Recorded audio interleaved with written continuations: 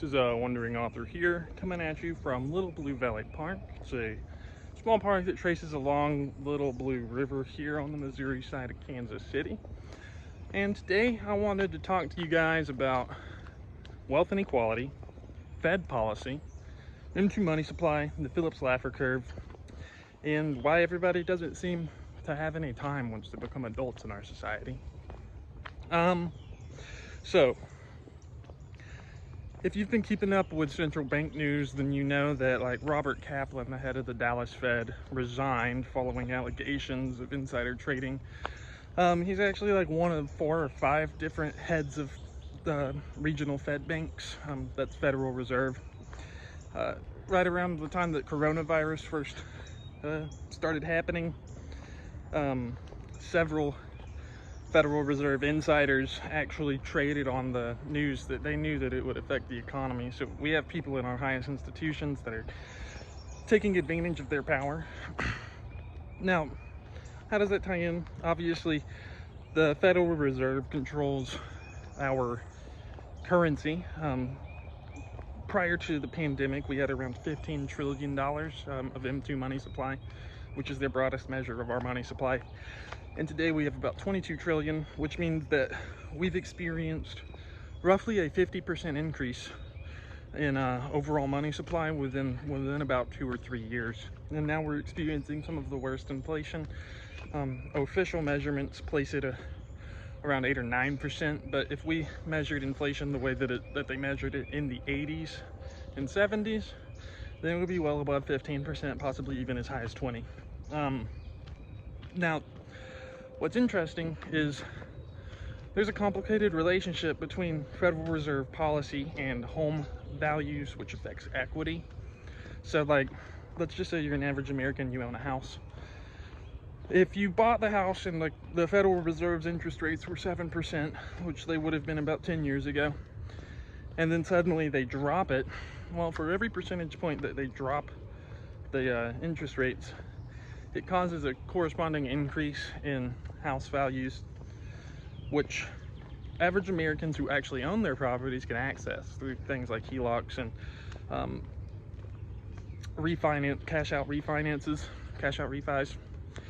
So there are lots of people in the country right now whose house has earned more than them in terms of yearly wages, as in their house values have increased faster than what their annual wages, and they can actually access that money, and that's been a huge driver of our economy, especially over the last several years. Now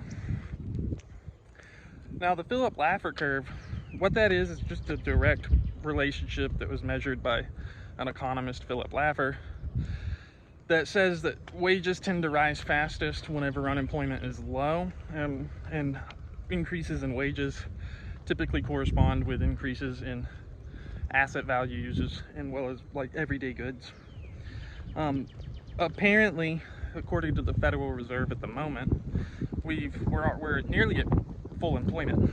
Of course, they don't measure unemployment the same way that they used to, so we probably do have a higher unemployment rate than that, but they're using that to say that's part of the reason why we're having such extreme inflation.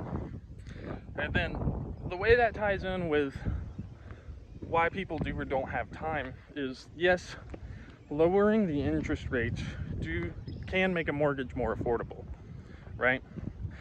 So there's tons of people who simply could not afford the monthly payments on their homes right now if they have a 2 or 3% interest rate. If they had bought that house in the 80s or 90s, like when Paul Volcker came into power in the 70s, he raised up the interest rate to nearly 20%. People just couldn't afford that nowadays, but these insanely high home values, we have an average home price here in the US of over $400,000 now, makes it where people have to work all the dang time, and they need 2 wage earners in order to support an average home in an average city. Now, the whole point of me doing all of this traveling is to just show people that there is a alternative. Obviously, we can't directly influence the Fed, unfortunately, but we can choose to move outside of these expensive places. We can choose to reduce our consumption. We can choose to live in more affordable, more modest homes. And whenever your bills are low, because you're living that way, you don't have to spend as much time working. Probably the toughest thing of this whole journey has been, for me, how busy most people are. It's hard to get anyone to interact with a lot of times. But anyways, my question for you guys today is, how are you responding to inflation? What would you be willing to sacrifice in order to regain some of your daily time? And just what are your thoughts on all of this, I guess? Yeah. So that's a wandering author signing out, reminding you guys that we are all the authors of our own lives.